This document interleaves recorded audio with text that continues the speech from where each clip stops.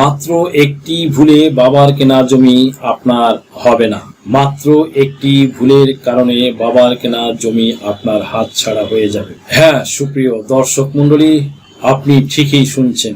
বাবার কেনা জমিতে উত্তরাধিকার সূত্রে মালিকানা পেতে একটি ছোট ভুলও বড় সমস্যা তৈরি করতে পারে। যদি বাবার মৃত্যুর পরে জমিটি ওয়ারিশ সূত্রে আপনার নামে নামজারি বা মিউটেশন না করা হয়, তবে ভবিষ্যতে আইনি জটিলতা দেখা দিতে পারে এবং জমিটি আপনার নামে নাও হতে পারে। জমির মালিকানা পেতে হলে কিছু ধাপ বা স্টেপ অনুসরণ করতে হয়। বাবার মৃত্যুর পর তার রেখে যাওয়া জমি ওয়ারিশদের মধ্যে বন্টন করার জন্য প্রথমে উত্তরাধিকার আইন অনুযায়ী একটি বন্টননামা ডিড অফ পার্টিশন তৈরি করতে হবে। এরপর এই বন্টননামা রেজিস্ট্রি করে জমির মিউটেশন বা নামজারি করাতে হবে। নামজারি করার মাধ্যমে জমির মালিকানা সরকারের রেকর্ডে আপনার নামে উঠবে। যদি এই ধাপগুলো সঠিকভাবে পালন না করা হয়, তবে ভবিষ্যতে জমিটির মালিকানা নিয়ে সমস্যা হতে পারে। বাংলাদেশের জমি কেনার পর অনেকেই তা খারিজ বা নামজারি বা মিউটেশন করান না, ফলে ভবিষ্যতে পড়েন নানা ধরনের আইনি ও প্রশাসনিক জটিলতায়। জমির খারিজ না করা মানে হলো সরকারি রেকর্ডে আপনি এখনো জমির মালিক নন। বিশেষজ্ঞদের মতে খারিজ না করা জমির মালিকানা, বিক্রি, উত্তরাধিকার, খাজনা বা ক্ষতিপূরণ সবকিছুতেই বড় ধরনের সমস্যা তৈরি হতে পারে।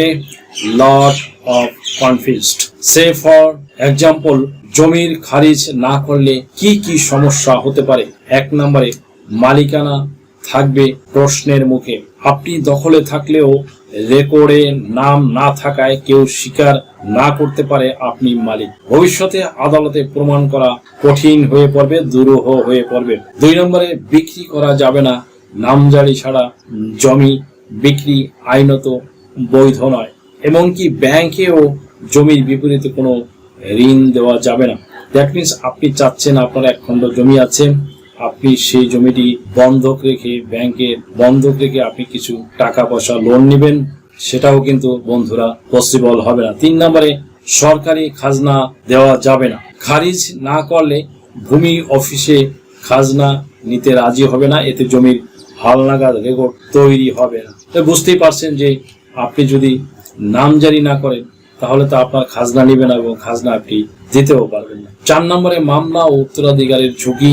পূর্বের মালিক বা তার উত্তরসূরি দাবি করতে পারে যে জমি তাদের, আবার আপনার মৃত্যুর পরে উত্তরসূরি জমি পাবে না, কারণ রেকর্ডে আপনি ছিলেন না। দ্যাট মিনস আপনি যখন জমিটা কারো কাছ থেকে ক্রয় করবেন, তখন দেখা গেল যে সেই সময় জমিটা যার কাছ থেকে ক্রয় করেছিলেন তার নামে কিন্তু রেকর্ড রয়ে গিয়েছিল, কিন্তু আপনি কেনার পরে জমিটি নামজারি বা খারিজ করেননি। তখন এই ক্ষেত্রে কিন্তু আপনি জমির মালিকানা অর্জন করতে পারলেন না। দ্যাট মিনস আপনার পূর্বে যে মালিক ছিল, আর দ্যাট মিনস আপনি যার কাছ থেকে জমি ক্রয় করেছিলেন তার নামে কিন্তু নামজারি রয়ে গেছে। কিন্তু সে যদি প্রতারক লোক হয় বা জালিয়াত লোক হয় বা চিটার প্রকৃতির লোক হয়, দুর্নীতিগ্রস্ত লোক হয়, তাহলে কিন্তু সে আপনাকে ঠকিয়ে ওই জমি আপনার কাছে তো বিক্রি করে টাকা নিয়েছি, উপরন্তু সে আরেক জায়গায় বিক্রি করে, অন্যজনের কাছে বিক্রি করেও সে সেখান থেকে কিছু গেইন করতে পারে। সো এই ক্ষেত্রে আপনার প্রতারিত হওয়ার কিন্তু মেজরিটি পার্সেন্ট পসিবিলিটি রয়েছে।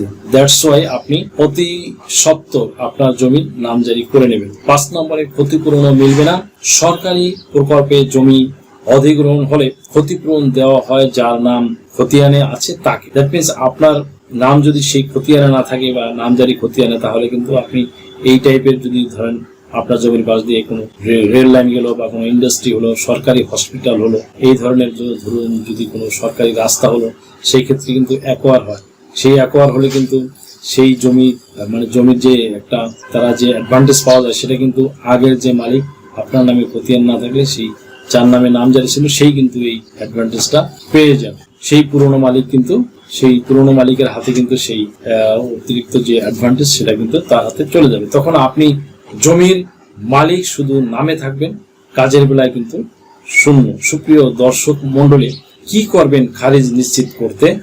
আসুন জেনে নেওয়া যাক। 1 নম্বরে, দলিল রেজিস্ট্রির পরেই ইউনিয়ন ভূমি অফিসে নামজারি আবেদনের জন্য যান। 2 নম্বরে, জমির দলিল, পর্চা, ট্যাক্স রিসিট, এনআইডি, ছবি, খতিয়ান জমা দিন। 3 নম্বরে, ওয়ারিশ হলে ওয়ারিশের সনদ ও ঘোষণাপত্র লাগে। 4 নম্বরে কোনো জটিলতা থাকলে অভিজ্ঞ কোনো বিজ্ঞ আইনজীবীর পরামর্শ নেবেন, যিনি সিভিল প্র্যাকটিস করেন, বেসিক্যালি দেওয়ানি উকিল। জমি কেনা বেচার পর খারিজ না করাটা শুধু অবহেলা নয়, এটা ভবিষ্যতে বড় ঝুঁকির ভিত্তি। সো জমি কিনে নিশ্চিত হতে হলে খারিজ নিশ্চিত করুন। Not only that but also বাবার মৃত্যুর পরে তার কেনা জমিতে আপনার অধিকার সুনিশ্চিত করতে দ্রুত বন্টননামা তৈরি করে জমির নামজারি করিয়ে নিন। সো ভিউয়ার্স, আপনার কি নাম ও বয়স সংশোধনের জন্য হলফনামা প্রয়োজন? এনআইডি সার্টিফিকেট, পাসপোর্ট, জন্ম নিবন্ধন, দলিলের ভুল সংশোধনের হলফনামা, ধর্ম পরিবর্তনের জন্য হলফনামা, তালাক প্রত্যাহারের জন্য হলফনামা, যৌথ বিবাহের হলফনামা, রেজিস্ট্রি সহ কোর্ট ম্যারেজ, এছাড়া অন্য সকল ধরনের হলফনামা কিংবা এফিডেভিট নিতে আজই ডায়াল করুন 01724583880 নাম্বারে।